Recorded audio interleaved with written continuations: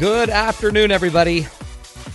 Welcome to the Matt Townsend Show. I am your host, Matt Townsend, your relationship coach, your guide on the side. We do what we can every day on this show to give you the tools and the skills to keep living on this big ball of mud flying through space. We call it life lessons from Matt Townsend. That's what we talk about every day. Now today, tragic life lesson for me. Donna Summer, the queen of disco, passed away this morning after a battle with cancer. Now, Donna, seriously, she has no idea how much she influenced me because I was raised in the 70s, 80s, 90s. I'm still being raised, my wife says. And great lady, but my sisters would put her songs on, like Hot Stuff. You know, my sisters pretending to be all hot and stuff and all. And they'd start dancing around, and I was just a little punk. But I remember just throwing in an 8-track, actually slamming it in with your shoulder. You know how you do that. And then I remember my sisters just dancing around with their long hair. You know, everyone had long hair back then. And huge memories. And I remember my sisters trying to figure out a way to have an afro, even though there's no real way for them to do it very easily. And anyway, good memories with Donna Summer. Apparently, she died of cancer. She was trying to keep the extent of her illness under wraps for years, I guess, and has passed away. So, 5-time Grammy Award winner and superstar is no longer with us. But again, her music still lasts. So, can I just suggest you throw in a little Donna tonight? Throw your hair up a little bit and just start shaking your hot stuff. That, honestly, amazing how one little memory can jog so many other thoughts in your head. Now, that's not going to be the topic of the show, thank heavens, but we are going to talk about something fairly interesting today. I last night went to the show Avengers, the movie Avengers. Have you seen it? If you've seen it out there, raise your hand. Neat show. It's kind of neat because it's got this all-star cast where they bring in everybody you can imagine. Even some people I didn't even know. I've never heard of the Black Widow. I'm just not that cool, apparently. But Black Widow is in it. The Hawk, I think they called him. Captain America, Iron Man, the Hulk. All of these superheroes come together to save the world. And it got me thinking a lot about heroes and the important role that we have. Just maybe it's not even that we have, that maybe gets handed to us to be a hero now and then. And so today we're going to be talking about heroes. How do you I mean, a lot of people that honestly I found that are the real heroes don't usually ever want to be called one. So the minute somebody like a Scully, that pilot, Captain Scully, what was his name? Scully, that flew the plane and landed the plane in the Hudson River in New York City, saved all of those lives. He's a guy that would never want to be called a hero. He just kind of figured like he's just doing what he's supposed to be doing. But I think in the end we're going to find out that every one of us are called to probably be a hero in some way to somebody. Some are old, some are young, and we're going to kind of get into that. We're going to be talking to somebody who ended up giving a kidney just because somebody needed it. Which is kind of an interesting way to do that, isn't it? Because how many times do you just say, hey, you seem to need a kidney. Let me give you one of mine. But when you talk to Heather Hanson, which we'll do after this break, you're going to find out she's just that kind of person. She's that giving. And hopefully we're going to spark inside of you a little desire to give back, to not necessarily have to be a superhero, but just maybe start to recognize the good that you can do in the world. Now, to lead into the show, though, I want to talk about the movie I watched last night, The Avengers. We've all heard of it. Spider-Man, Superman, Batman, right? All of them, plus the Avengers that I just discussed. Well, for those of you who haven't seen the new movie that just came out or aren't familiar with it, here's just a little package to introduce you to this band of heroes. What are you asking me to do? It's called the Avengers Initiative. It grossed over $441.5 million in its first week of showing and has been praised and criticized by fans and film critics alike. But what does Marvel's The Avengers teach us about being a hero in a modern age? As the Earth is besieged by alien monsters, a group of exceptional individuals is rallied together to either protect or avenge the Earth. The premise of the opposition's campaign is that humans desire to be ruled, and that we are incapable of saving ourselves from the power-hungry bad guys. However, the Avengers Collective is there to save the day, and in the face of alien apocalypse, even the Hulk can be convinced to fight for the good of humanity. While this movie presents extraordinary heroes, it is the Avengers coming together that enables them to win, showing that human ingenuity and unity are essential to survival. But in the non-Marvel universe, we don't have mass crusaders with superpowers. We have ourselves. Our heroes are ordinary people that perhaps go unnoticed. That's it. That's Corinne Collins, our BBC almost wannabe representative. She's amazing, and what a great line. It's, at some point we have to kind of step up and start being the superhero ourselves. And as I think about it, maybe that is really why we're here. Maybe we're here to not just have life handed to us, but maybe some things in life are going to be handed to us that if we can figure out the code and break the code, maybe we can start to change ourselves, our families. I always think of how many times we hand down traditions to our kids. Maybe things that grandma used to do, grandpa used to do, mom and dad did. Somebody needs to break some of these chains. Maybe you're the one that's going to just stop the alcoholic chain. Maybe you're not going to be the one that's going to drink anymore. Maybe you're going to be the one that finally is the first one in your family to go to school. Maybe you're going to be the first one to have children, or to have in your friends, with your friends and your group of friends and your neighbors. Maybe you're going to be the first one that stands up when somebody's saying something offensive. I was talking to a man once that was in a movie theater, and they were watching a movie that they didn't feel was appropriate. So it was kind of misrated, I guess, and it just was offensive, and they had brought their entire family to this showing. And in the showing, they had all of these movie what do they call them? Just like movie critics, and the critics were evaluating, and they were just kind of going to go spread the word of how great this movie was.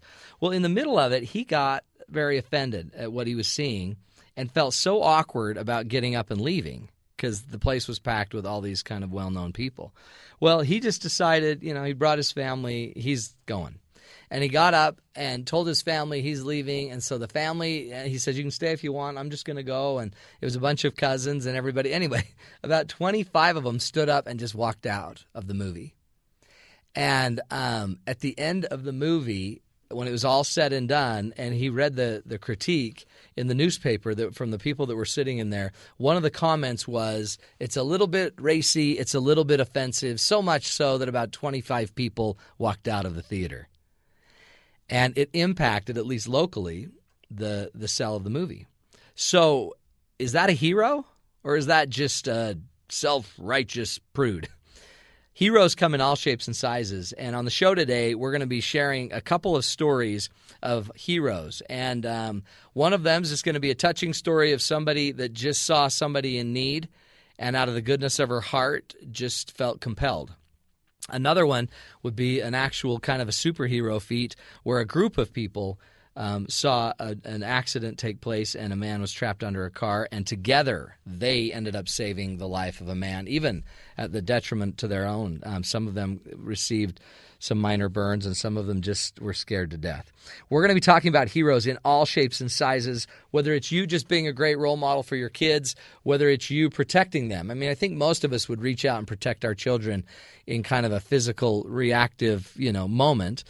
But would you do it in the less obvious ways? And think about it as we go to this break. Where does your family need a hero? Where in your world does somebody need to step up, take a stand, maybe be a little different, extend themselves, risk a little bit, and be the change that your family needs? Start thinking about it, folks, because I think when you hear our next guest, Heather Hanson, I think you're going to be very, very impressed. So stay with us as we talk about heroes. You're listening to The Matt Townsend Show right here on SiriusXM 143 BYU Radio.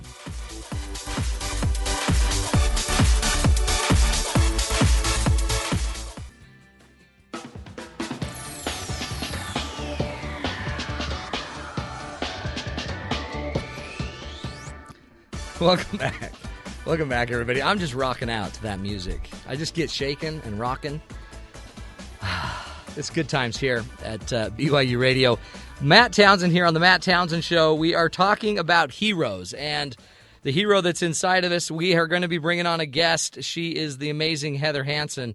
Now, you may know Heather nationally. She was on Season 3, a contestant on The Biggest Loser, and a finalist a few years back. And if I remember right, she did very well, I'm sure. Locally has become very famous in Utah for other feats that we're going to discuss now. She is our local hero. Basically, she gave up a kidney. And, anyone on earth would have a little butterflies as they have surgery day approaching. But you're not going to believe what happened to her as surgery day was approaching. Listen to this. Last week, we introduced you to Kaylin Olson, who is in desperate need of a kidney transplant. She found a donor in an acquaintance, Heather Hanson, a regular at this Bountiful Sandwich shop where Olson works. The transplant surgery, which was scheduled for tomorrow, though, has since been canceled. The news that the kidney she was to receive would no longer be that perfect match, and her body would reject it. You just try and soak it in and move on. This whole hiccup is a blessing. Heather Hanson has a whole other take on this bad news.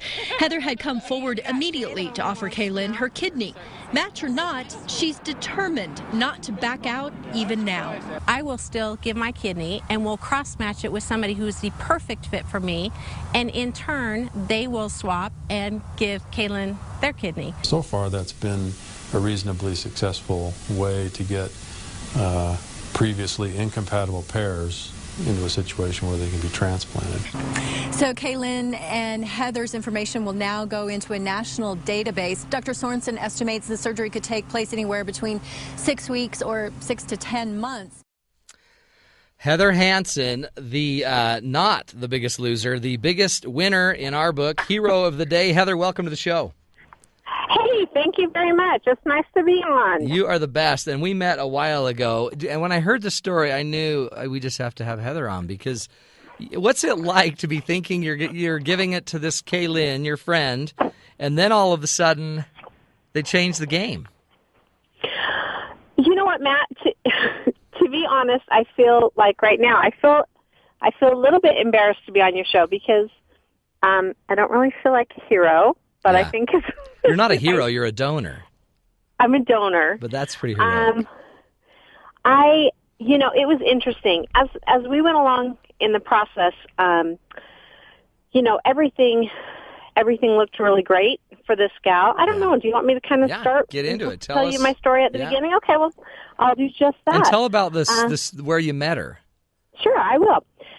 I own an insurance agency, and I take the girls in the office to lunch every Wednesday, and we found a sandwich shop that we really like, and we've continually just gone there every week. And, when you frequent an establishment, you get familiar with people's faces, the people who work there. And there's one gal who's always, cute and smiley and happy, and I walked in, and she wasn't happy at all. And I didn't know her name, but I knew her. Yeah. And I just said, hey, you seem really down. What's going on? And she said, I'm just super frustrated. I need a kidney, and we found out today that my sister's not a match. So out of my 6 siblings, nobody's a match. And my health is just deteriorating. And I just said, well, hey, maybe I'm a match. I don't know. I can go find out. And so she said, well, okay. And so after we ate our food, I went and got her blood type and said, what are the things that you need to know to even find out if I'm even a possibility? But Heather, what were you thinking? I mean, you could have just got her insurance, because that's like what you do for a living. But so were you? Did you feel prompted? What were you thinking? Was there just something about her? Or is that just you? Yes, she needed it. I mean, she needed it. And I would say in a lot of areas in my life, I'm not great. But I do really care for people, and when I see someone that is in need, and if I think I can help, of course I want to. Yeah. And to me, I have 2. Yeah. And so I only need 1. So it to me was a very, logical thing. Hey, I have 2 and 2, you really have none. Yeah. So you know what, that's so abundant. That is amazing. To me, I mean, that's the idea that you just didn't balk. And maybe this is just your gift. Maybe you just are just special that way. Is there? I mean, is it? But you also are very humble enough to say, "Don't call me a hero." Well, and the whole time during this process, because I was on The Biggest Loser, her kids were calling and talking to the news reporters, and so the first few stories that they did in Utah, I wouldn't comment, and I wouldn't let them show. I didn't want to have anything to do with it. But when we did find out that at the end I wasn't a match, I decided that was the time for me to come out, because I wanted Kaylin to know I'm not going to bail on you. Yeah. I'm not going to leave you. And so that's when I decided to come out. But, that very day I felt like I had made a commitment, and I said I would do it, and I would go check. And that day I went up and checked, and the initial things were in place that made sense and that made me a fit. Yeah. And then from there I just said, okay, well, I called the University of Utah and said, what's the process? And it's actually a little bit more in-depth than I envisioned. Yeah, if you had known. It's a lot of work, isn't it? I'm actually very afraid of needles, and I'm a passer-outer. I always faint. Oh, no. And I cry. I'm really dramatic. And oh, my heavens. I knew that part. Like the surgery, I was seriously just fine with that. Yeah. I just wanted to, I actually had to, my doctor put me on these kind of tranquilizers every time I would go in and do blood work, because it was so much for me. Yeah, overwhelmed. I was just, passing out, and it was, and they could never find my vein. But see, that's why you tattoo it. My vein. You put a big arrow that says "My vein is right here." Yes. And you just put it on your arm. Did you, when you think of that whole trauma and then your recovery, I know was like 6 days or 5 days just in the hospital. Yeah, I'm a really tough type of personality. Like, you just, Yeah. I mean, when I fell down, when I was a kid, when I got hurt, just, my mom just, okay, suck it up, give you a little swat in the butt and move. Yeah. So that's my mentality. I mean, I work up, I worked the day before I had my babies. I mean, I'm just, you're just that way. That's just how I am. So I really felt strongly like, hey, I'm going to go in the hospital. A couple days later, I'll be out, and maybe I'll be down for a week or two. I really thought it would just be a quick process, because I felt like mind over matter. Right. But no such it is not just mind over matter. Well, but you know what I love about that too, and just you in general, Heather, because your personality is so bubbly, but here you are. Her sister got rejected. And no, not trying to say anything, but her sister just kind of moved on, right. But you then made this commitment, you stuck to your commitment, and not only did you help her because someone else got her a donor match, you helped another person. So you've now helped two people, but I know a lot of people that know of the story, so you've probably helped even more than that. There was actually 9 recipients in this chain. In this so chain there were of actually events. 18 people. And the great thing about it is those are all people waiting for a kidney. And if anybody knows people who are on dialysis, that is no way to live. No. That is no way to live your life. It is horrific. And I remember talking to my parents, and they said, well, you don't need to do it now. Like, what are you doing? Yeah, what is your problem? If she needs it, then somebody in her family can do this paired program. Right. You don't have to be the one to do it. But, for me, I said I would do it, and I felt like it was the right thing to do. And I was happy that I could be a part of something that's going to impact people, and to also show my kids that, I mean, I believe we're here to help one another. Whatever religious affiliation you are, I do believe in karma, and I do believe in a higher being, and I believe that we all should be angels here and help each other better each other's lives. Well, and you, I mean, it's you put your money where you put your kidney where your mouth is. You say it and you do it. In fact, when we come back from the break, I do want to talk to you a lot about kind of your inspiration of it and just kind of the lessons you've learned from it all. Sure. But before we go there, tell me about your kids. That had to have passed your head through your mind, right? That I'm a mom and I got 2 kidlets. And in fact, one of these kids was you went on The Big Loser. You were a finalist on The Big Loser. And when you came back to the show, you were preggo with a baby. And one of these kids, so you're sitting here ready to give a kidney, and yet you're a young mom as well. What thoughts did that create in your head? Matt, for me, it didn't, I just knew that it was what I was going to do. Yeah. And so it didn't really enter my mind. I know it very much entered my husband's mind. Yeah, what did he say?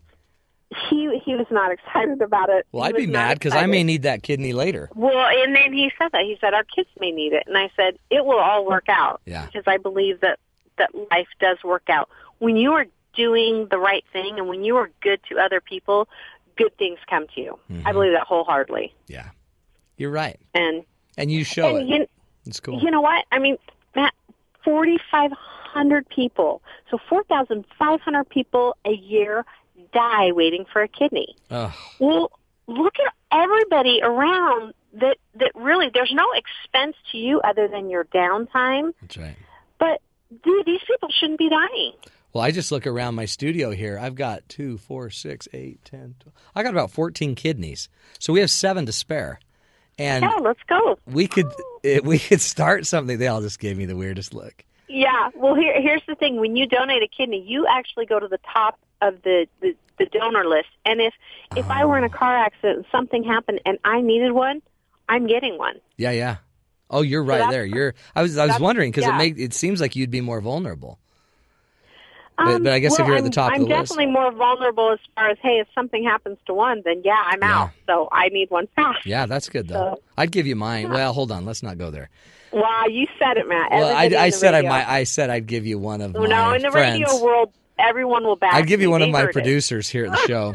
And I'm sure we got enough of them here. We can match. And they're all young. These are young, college-age people. One's 16, which is awkward.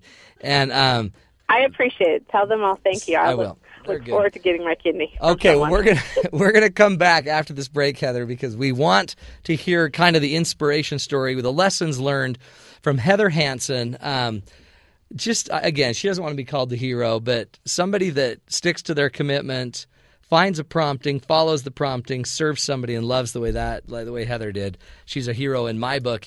We'll come back with more lessons on this story from the Matt Townsend Show on SiriusXM 143 BYU Radio.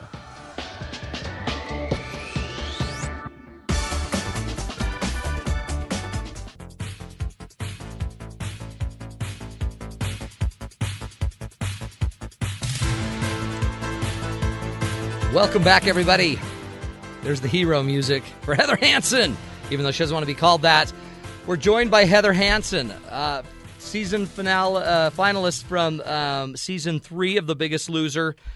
She then comes home, has a baby, and more importantly, gives away her kidney to somebody that she just met at a sandwich store. Heather, welcome to the show with Matt Townsend. Thank you, Matt. Good to be with you. Good to be with you. And again, just to catch everybody up, good person meets another good person, feels something of a connection. Actually, I thought it was really neat that you just kind of noticed she was down. And the story starts with you just paying attention at that level. And then this person needed a kidney transplant, and you donated a kidney. Yes, it's true. And that's the thing, Matt. I think in our everyday lives, we are all so busy. We're so busy with our cell phones. I mean, I have my phone with me all the time.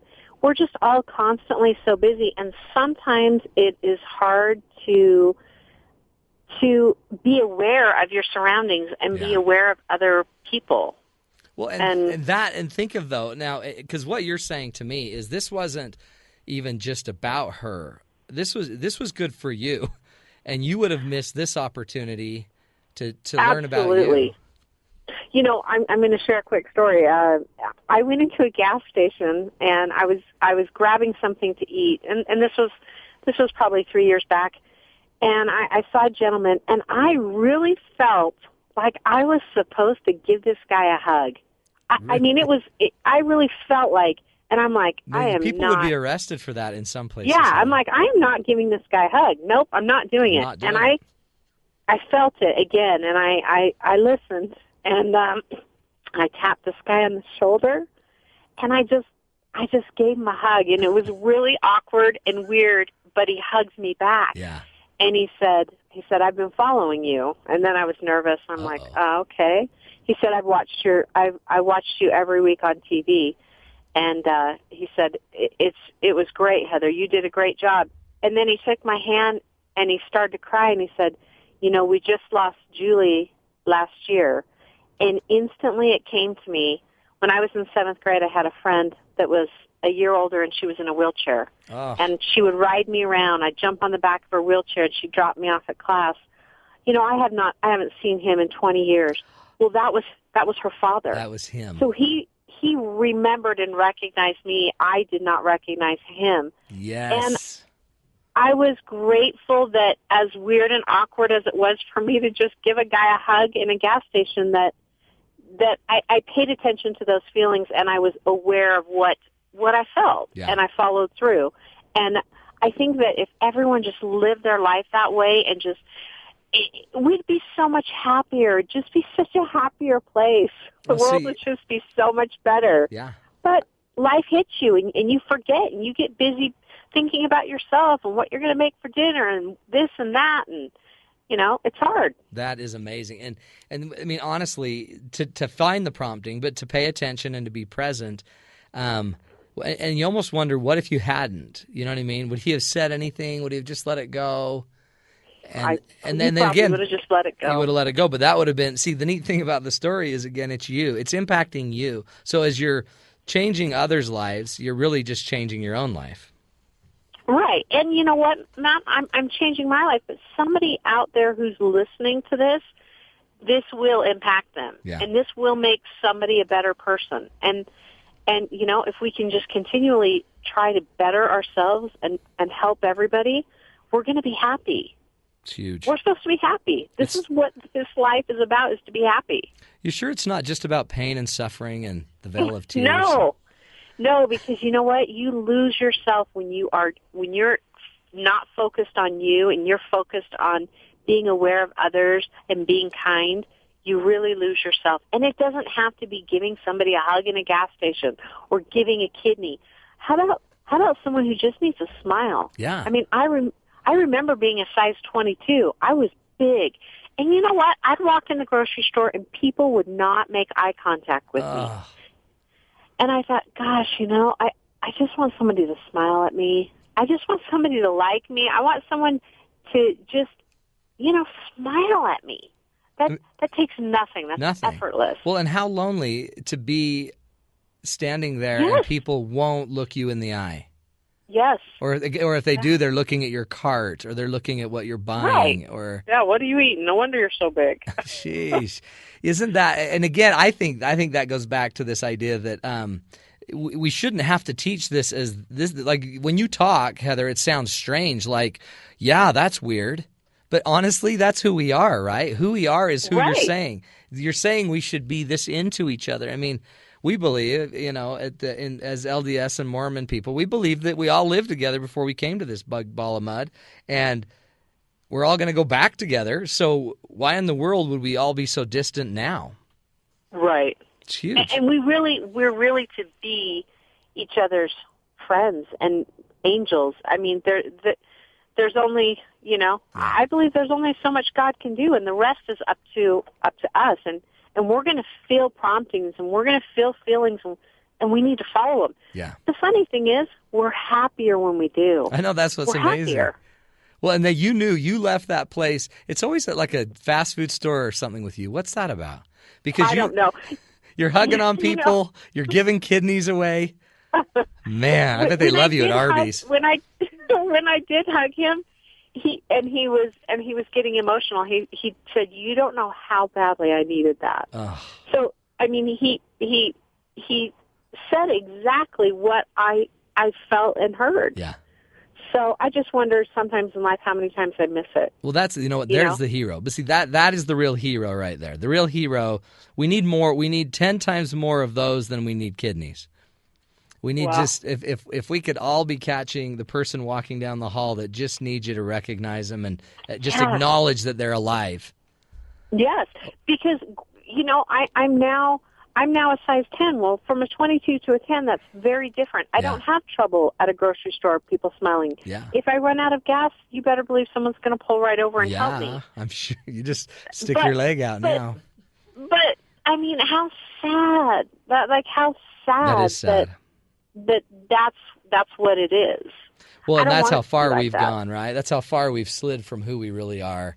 Oh, yeah. That's why we wanted to do the show. Is I want people to feel that. And tell me what else you learned. What, like, if you sum up this experience with the kidney, but just with the whole thing, The Biggest Loser. What are your biggest learnings? I guess other than what you've already shared.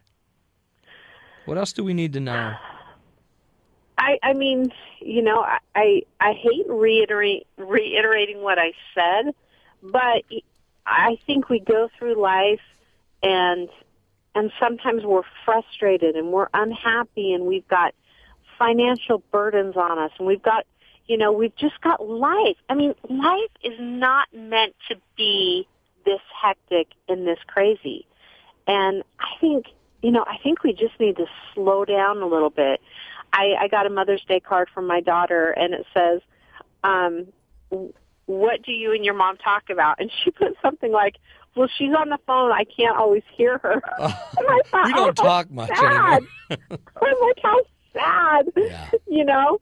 And when I read this card, I'm like, you know what? I need to just slow down, and whether it's for a couple hours a day, I just need to unplug. Yeah. Because there's nothing more important than living life, but you can't live life if you are just constantly bombarded by everything, all these electronical things. It's like we've become a society where we don't even call each other. We just text each other. We don't, you know? Yeah. It's just not as personal as I don't even need to look at you anymore. I mean, that in a weird way, think of that. Now I don't have to look at you because I can just be distracted by my device. See, there you go. But meanwhile, there's somebody in front of you that is just dying to just be validated, and we just miss it. So I think it's just a matter of, hey, slow down. Life is meant to be fun. Life is meant to be enjoyed, so enjoy it. And then again, looking and listening for opportunities to help other people, because the crazy thing is when you help other people, in reality, you're really helping yourself because you feel good. You feel better. And you're happier. Yeah. At least that's what I see and what I feel. Well, I think just you telling the story as the listeners are sitting out there, just notice what you're feeling. What do you feel just listening to Heather tell her story? It just feels right. It's just right. It's the warm and fuzzy, right? I mean, okay, I'm not pulling out examples to say I'm a great person. I'm just saying people need to be cared about. Yeah. I went and picked up a carpool for my friend the other day, and I've done this a few times, and there's always a car next to me, and it's a very, very heavy-set lady with a beagle dog in her car. And, you know, I keep seeing this same lady. Well, the other day I unrolled my window, and we just started a conversation. Matt, I tell you, she was so happy to have somebody actually want to talk to her. She was probably like, what are you doing? Yeah. Did she recognize you? No, she didn't recognize me. Perfect. And that's how it should be. But now whenever I pick up carpool, I have a friend. I have a gal that I talk to about camping and about dogs and about life, and we sit and visit. And I think, you know, that's nothing. I have a friend too. Well, she has a friend, and I have a friend. And it's a lot nicer to go pick up the kids and have someone to visit with for a few minutes. Well, we just need to do it. Well, you know? and step outside. It seems so crazy because that in the end is what it's about. I mean, all we are is about one natural disaster before we all need that. Like before it's like inherently obvious that, okay. Right. Now, my phone doesn't even work anymore, so I'm going to put it away now. But at some point, if we start doing it now, we get those skills now. I truly believe that's what makes you the hero, Heather. There's something about inside you that we should all be learning from. And I'm so glad we had you on the show. Sorry, we have to let you go too, dang it. But where can people get a hold of you if they want to find you? Is there an email they could get or your website? How do they find Heather Hanson? Sure. There is, my email is Heather's Friends, so it's Heather's plural and friends @gmail. And I'm just going to put this out there, Matt. I would love it if people who are listening would say, you know what, I'm going to do something. I'm going to step outside and look for an opportunity to help somebody. Huge. And then I would love to get an email saying, hey, this is the experience that I had, and I'm going to share it with a few people. I would love to have people just step outside because you're going to be happier when you do that. And I appreciate being on the show. It's fantastic. I listen to your show all the time, and it's been great being a part of it. Heather, thank you so much. So they send it to Heather's Friends, Heather's plural, friends, @gmail. And the challenge is simply step out, follow the prompting, wake up, notice the service you need to deliver it, and then report to Heather any good feelings, good ideas. Is that the idea, Heather? Yeah, and then I'm going to give you, let's do this in the next 7 days. And then, Matt, I'm going to give you some feedback. Let's do it. I'm going to tell you what happened. Let's just take some time and actually put some action behind it. I love it. We will follow up because that is one of the biggest goals of the show is to get some solutions out there. Heather, we love you. You're the best. Keep giving, but you're going to eventually run out of body parts if you keep it up. We love you, Heather. Thank you. Hey, thank you. All right. Hey, everybody. Thanks for listening to the Matt Townsend Show. We'll be right back after this break on SiriusXM 143 BYU Radio.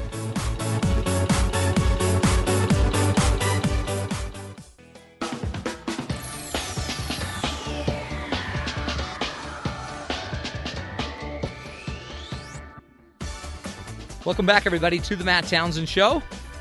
Just had a great interview with Heather Hanson.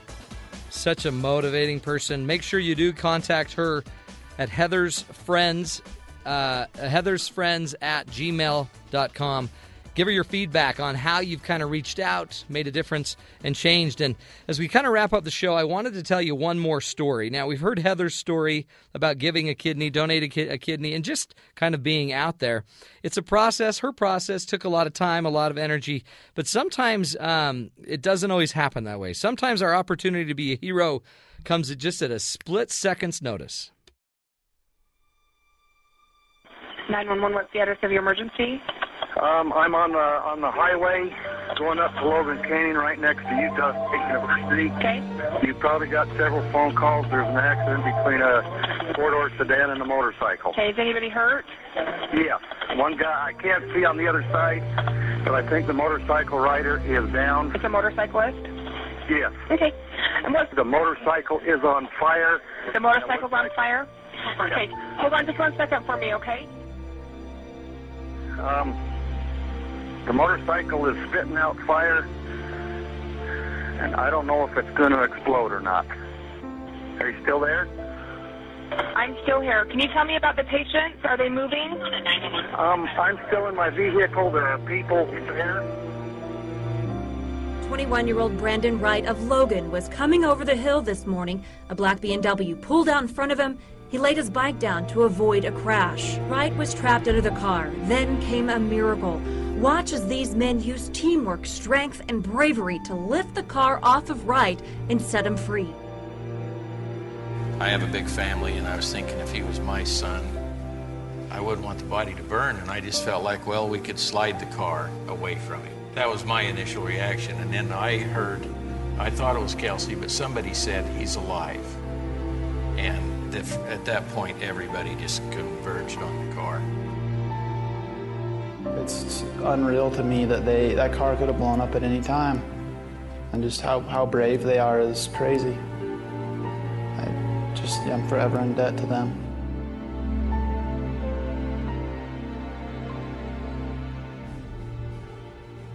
Oh, man, simply amazing.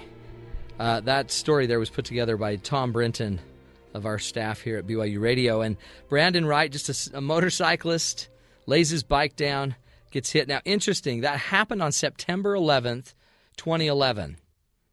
Okay, so another day of incredible heroes, right? Another day of just this idea of the power of giving back to other people. And if you ever watch the video, it's actually been kind of a YouTube sensation. To go check it out. Just go look up Logan motorcycle accident on YouTube, and you'll see the video of the motorcycle under the car. And everyone's kind of just standing around, and people would run up to the car thinking it might blow, and they're going back and forth. And this is how I think heroism works. I don't think that anyone just sits there and wakes up in the morning, except for the superheroes that we saw in Avengers last night. They don't usually wake up and just say, yeah, I'm going to put on my unitard and just get out there and start saving lives. These were people that were just driving. And then Brandon Wright lays his bike down in an accident, and a bunch of heroes are born. In fact, 8 heroes received awards from the Logan mayor. Logan's a city in Utah, where Utah State is. And they've also been on the Ellen Show. Just a lot of neat stuff. But go watch the video, because it all started with people running up. And a lot of them were construction workers. There must have been a construction site or something around there. But one woman runs up. She's a nurse, I believe, and ran up, laid down right on her belly, and looked underneath the car, and was trying to talk to see if the patient was okay, because Brandon was under the car. The motorcycle was kind of under the front of the car, but Brandon was well under the car. And she ran over, and when she said he's alive, or he's alive, you'll see a bunch of men run over to the car. And the car is hot. You can actually see them, letting it go and shaking their hands because it was so warm and hot. They lifted the car up and actually moved the car and kind of pulled him to a little more safety. Magical event. Now, what I love about it is just kind of the symbolism of it all. First of all, it doesn't take everybody to do everything, but it did take one person, the female, and I don't know her name, but she was mentioned in that story. It took one person to go get it started. Sometimes to be the hero, you just have to be the first one. And then in not knowing what to do, a lot of people will come around and help you. She couldn't have lifted the car. But what she did was she created the catalyst that started this spontaneous sense of help. Let's make this work. And then the men came in and just lifted the car right up. So can you be the one? Think of your life, as Heather was kind of prompting us and suggesting that we do. Think of the people in your life. Are there people or places where you need to become the hero? Maybe you're the first one, and when the first one steps in, maybe other people around you, other family members, other friends.